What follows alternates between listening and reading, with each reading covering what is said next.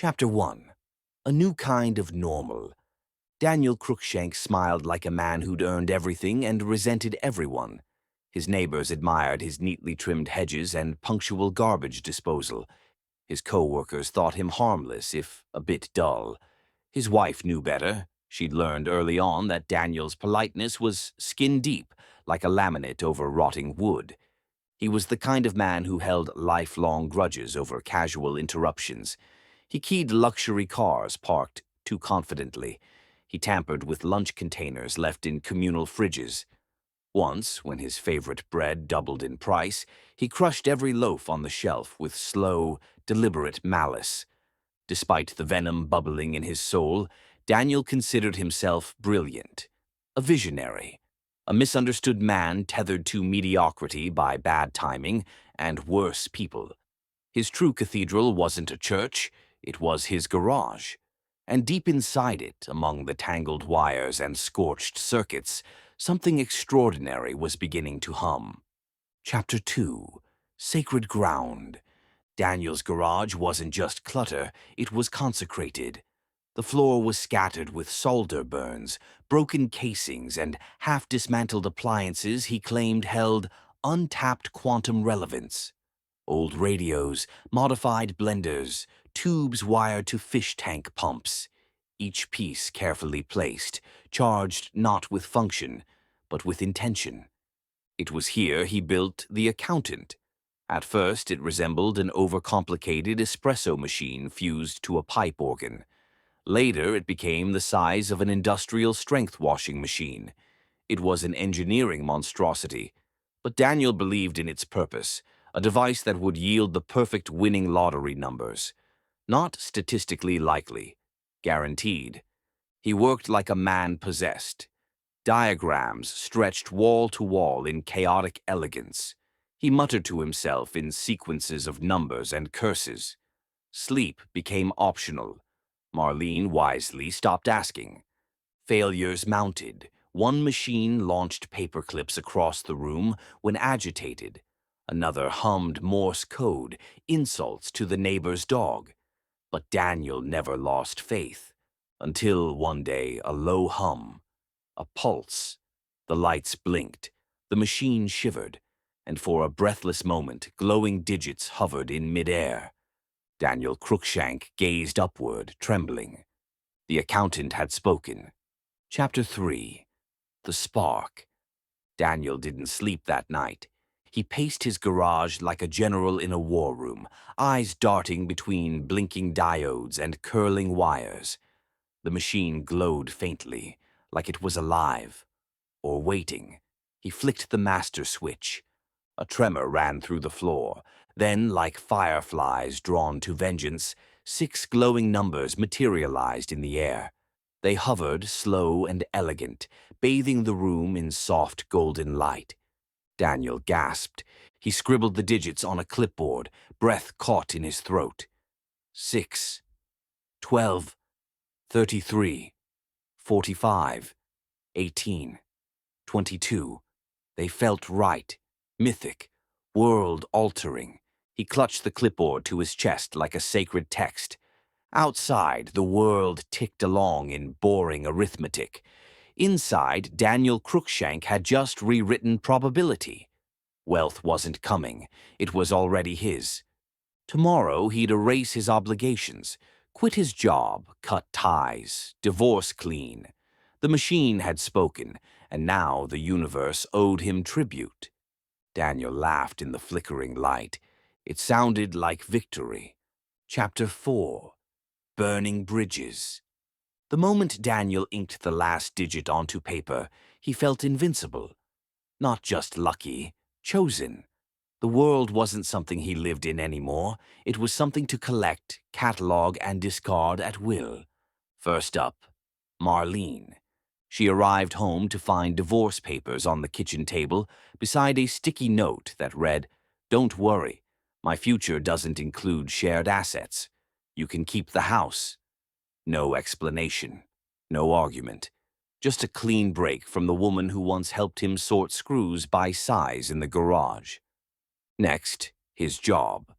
Daniel strutted into Bravo Tech with espresso and spite in equal measure.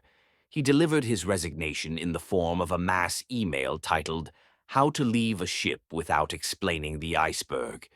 Before walking out, he dropped a corrupted USB into the mainframe, a parting gift. Printers went rogue. The office coffee machine began dispensing gravy. It was theater. Petty, extravagant theater. Daniel felt radiant. The machine had spoken, the digits were clear, and the universe was catching up to his brilliance. Every cruel act felt earned. Every scorched bridge looked better on fire. Tomorrow he'd buy the ticket. Tonight he'd celebrate alone, among the wires, gears, and glowing possibility. Chapter 5. The Blackout. Daniel woke up with a grin still stretched across his face. Yesterday had been the apex of his existence. Vengeance, escape, and victory, all rolled into one euphoric blur.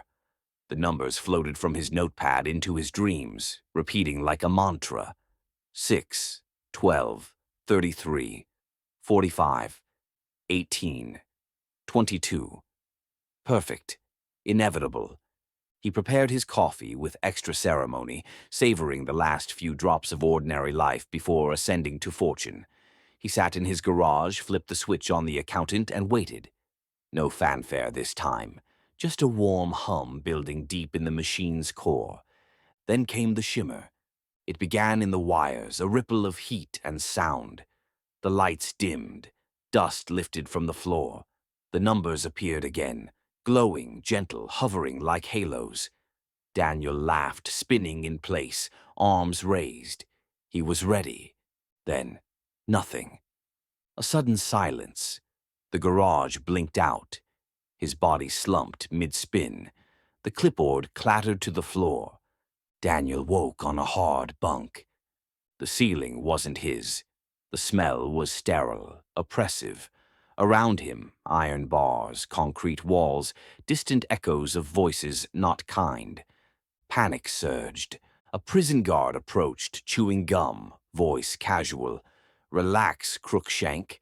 They just wired old Sparky with your digits. You're still the winner."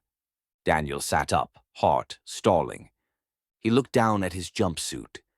There they were, the numbers: 6, 12, 33, 45, 18, 22, embroidered in glowing thread across his chest. The machine hadn't lied, it just hadn't explained the game. Chapter 6. The Prison Awakening. The mattress was thin, the air stale. Daniel Crookshank sat upright, muscles aching, staring at the steel bars enclosing him. No hospital, no lottery office, just a jail cell lit by a flickering bulb and echoing with distant shouts. Reality hit like a cold current. He stood and staggered to the mirror above the sink. That's when he saw them. The numbers. His numbers. 6, 12, 33, 45, 18, 22, glowing faintly, embroidered on the chest of his blue jumpsuit. He was on death row. A guard approached casually. "Relax, Crookshank. You didn't lose. You've got the winning number. Sparky's primed and waiting." Daniel didn't respond. He barely breathed. Rumors trickled in from other inmates. Some whispered of machines they'd built too, devices made of junk and fury. Each had spat out numbers. Each had led to cells like his. Daniel began to wonder. Had he truly built the accountant? Or had he tapped into something older, something darker? As he lay back down, staring at the ceiling, one thought pulsed behind his eyes. Maybe this wasn't punishment. Maybe it was precision. Chapter 7. The Guard's Greeting. Daniel heard the buzz before the footsteps. A slow, heavy rhythm echoed down the cell block corridor, followed by the rubbery slap of boots and the jangle of keys. Then he saw him, Boss Guard Kellerman. Thick-shouldered, sunburned, and chewing gum like it owed him money. "Morning, Crookshank," Kellerman said through the bars, eyes lingering on the digits stitched into Daniel's uniform. Voltage came in clean. Your numbers hot off the grid. Old Sparky's singing. Daniel didn't answer. He just stared at the numbers.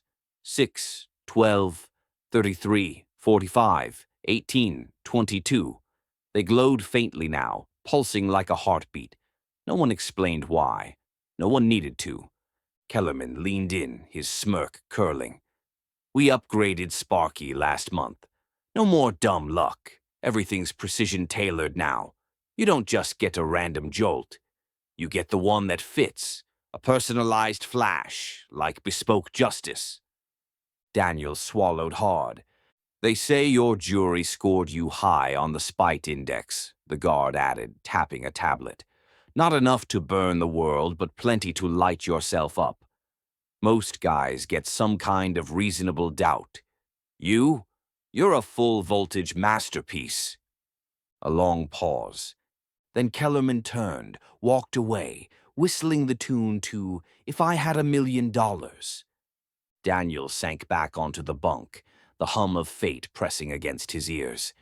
The machine hadn't picked numbers. It had picked him. Chapter 8, The Final Transmission.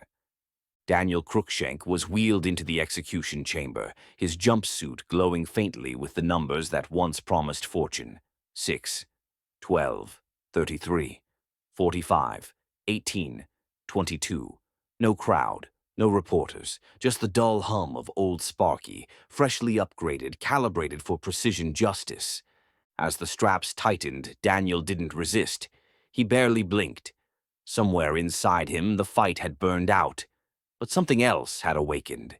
The digits on his chest pulsed like a signal, waiting for acknowledgement. The technician read the numbers aloud. A switch was thrown. Voltage surged. The lights dimmed. And then Daniel was gone. Not burnt, not blackened, just vanished. In quiet towns and forgotten garages across the world, machines buzzed to life. Equations appeared in reflections. Blueprints mapped themselves in dreams. Others, like Daniel, petty, brilliant, bitter, felt something awaken. The accountant wasn't finished. It had only recalibrated. And the winning numbers kept coming. The end.